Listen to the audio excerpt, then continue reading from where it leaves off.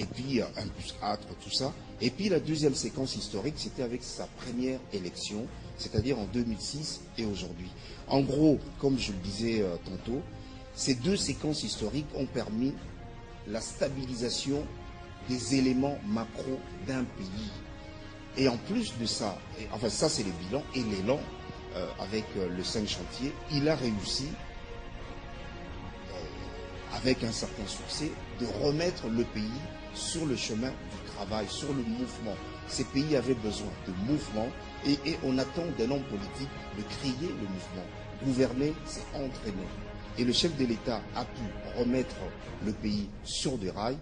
Et maintenant, j'estime qu'il est dans une troisième séquence. Et cette troisième séquence, je dis, c'est la séquence du Bing Bang. Bing Bang. Bing Bang, c'est-à-dire... Pourquoi Bing Bang? Bing Bang parce que ça doit être la séquence de l'accélération des réformes de l'État. Ça doit être la séquence dont la vitesse doit être forcément supérieure aux deux précédentes séquences. Vous parlez de l'accélération. J'ai vu tout à l'heure, vous dites, ce quinquennat sera celui du Bing Bang ou ne le sera pas. Voilà. Le Bing Bang, ça va se faire au niveau de la gouvernabilité, au niveau du choix des hommes, au niveau des réformes de l'État. Comment ça s'articule? Au niveau de la pratique politique. Au niveau de la pratique politique, et là, ça sera une grande synergie.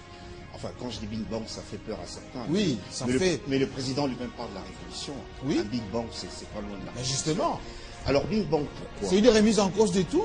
Non, Bing Bang, c'est dans le mouvement, c'est dans l'explosion que le chef de l'État doit forcément créer pour nous entraîner vers des réformes beaucoup plus denses, beaucoup plus systématiques, beaucoup plus orientées. Et ces réformes, j'ai essayé, pour ne pas faire un gros livre, j'ai essayé de les résumer en 10 rubriques, si vous voulez. Premièrement, je pense que il y a d'abord la pratique politique. Il faut que la pratique politique ressemble à la personnalité du chef de l'État. Nous sommes dans un pays où la pratique politique... Écoutez Jean-Marie, on a eu 20 000 personnes qui veulent être députés. Oui. Je ne suis pas sûr que ces personnes... Sur 500 places. Je ne suis pas sûr que ces personnes ont une idée précise, en tout cas la plupart d'entre elles. Je ne voudrais pas insulter tout le monde, mais je ne pense pas que la majorité de ces personnes ont à l'esprit le travail laborieux d'un député. Je ne pense pas du tout. Regardez les premières leçons, regardez les premières mesures qui ont été prises par le Parlement. JIP, le salaire, et d'ailleurs au Sénat, les toutes premières discussions ont porté sur comment on va nous appeler, vénérable ou honorable ou excellent. C'est complètement ridicule dans un pays où le travail est remis au centre de l'action politique. Je me demande d'ailleurs si on ne devrait pas interdire dans l'espace public l'emploi du mot excellence, honorable, vénérable. Ça ne nous honore pas, ça nous humilie aux yeux du monde parfois. C'est complètement ridicule. Il faut de l'action. Le président a remis le travail au centre de la vie nationale. Il faut que tout tourne autour du travail, de la révolution de la modernité, qui est la révolution du bon sens, tout simplement. Il faut qu'on revienne au bon sens. Et cette révolution, le mot révolution n'est pas loin du Bing Bang, il faut du mouvement. Alors, votre Bing Bang, il va être fait avec des politiques qui ont une culture. Je vis quand même, je ne veux pas revenir sur ce que vous avez dit sur le régime de Mobutu, par exemple. Vous avez parlé un petit peu de musée. Bon, un petit recul vers les années 60 aussi. Bon, toute cette génération avait ses habitudes. Ses habitudes de consommation, ses habitudes de culture politique, ses habitudes, on va dire, de moyens de gérer la cité. Non. Le Big Bang, il va être fait au niveau des hommes ou au niveau de méthode? Au niveau des deux. Mon propos est simple. Je pense que historiquement, le chef de l'État est dans une troisième séquence. Je pense que historiquement, le chef de l'État a un bon bilan. Je pense qu'historiquement, le chef de l'État a les éléments d'un nouvel élan. Il est habilité, il a été consacré par le suffrage universel, il est habilité à faire bouger le pays, il en a la légitimité.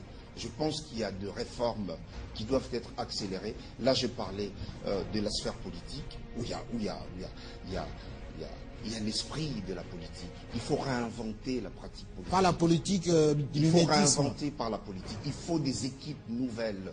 Il faut qu'il y ait des équipes qui viennent renforcer celles qui existent. Il faut un nouvel état d'esprit quand on fait la politique. Ça devient ridicule, la politique dans notre pays, alors que nous avons, nous, élite, moi je fais partie de l'élite intellectuelle, il y a aussi l'élite politique, vous êtes dans l'élite journalistique. Il faut que l'élite ait quand même la responsabilité devant notre peuple. Nous devons aller de l'avant. Il y a d'autres enjeux qui nous attendent. Le déficit social. Oui. Nous devons aller beaucoup plus rapidement. Il y a donc comme deuxième enjeu, il y a évidemment la lutte contre la corruption et l'impunité dont le chef de l'État a fait son cheval de bataille. Oui. Il faut une réforme. Est-ce que le moyen actuel, est-ce que la méthodologie actuelle suffiront pour juguler ces cancers qui gangrènent notre économie nationale? C'est ça le Big Bang, c'est-à-dire donner du mouvement à toutes ces réformes qui sont indispensables et qui ne doivent plus attendre et qui demandent du rythme et du mouvement. Alors, beaucoup des politiciens parlent toujours de la restauration de l'autorité de l'État. Moi, je ne parle pas de ça. Moi, je donne des détails. Oui. Moi, je ne parle pas de ça. Ça, c'est des slogans.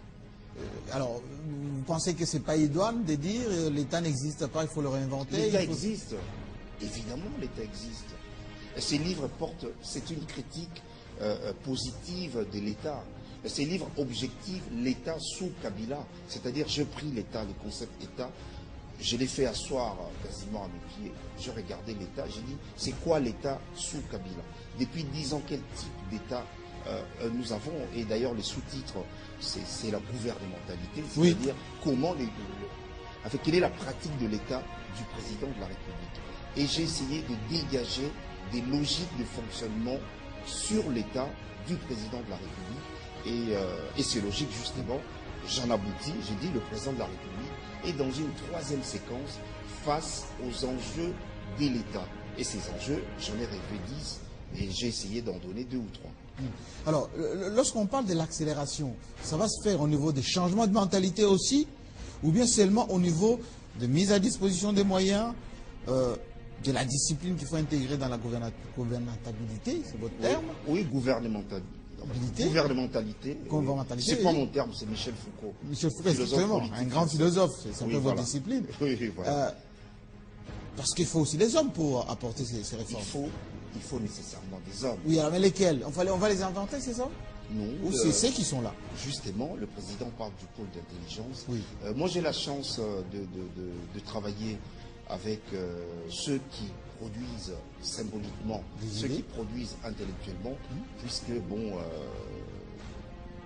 pardon de le dire, j'ai publié 200 auteurs congolais en tant qu'éditeur à Paris. Donc, c'est que nous suivent, ça vous pouvez penser, c'est que nous suivons en ce moment, notamment à l'étranger, qui avaient peut-être une certaine idée de la production intellectuelle congolaise.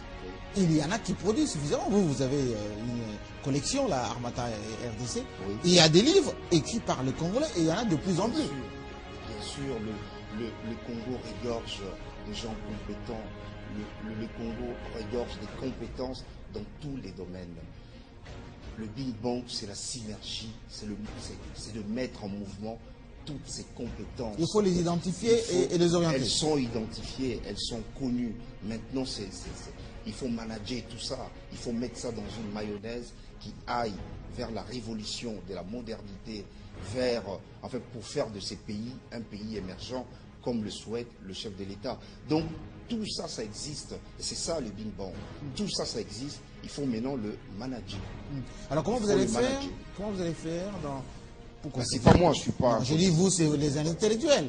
Pour faire un mariage entre les politiques qui se méfient toujours des intellectuels, ou quelquefois quand les intellectuels se frottent aux politiques, ils se font petits, ils veulent s'accommoder, etc. Comment faire justement pour ces privilèges de l'intelligence? C'est ce travail qui doit être fait pour que l'intellectuel se sente à l'aise, qu'il mette au service de la gouvernabilité, terme, son savoir-faire, sans être complexé. Voilà la question. Il n'y a surtout pas de complexe à voir là-dessus, surtout qu'il y a des Parce qu'à l'époque, je Il me ne faut suis... pas non plus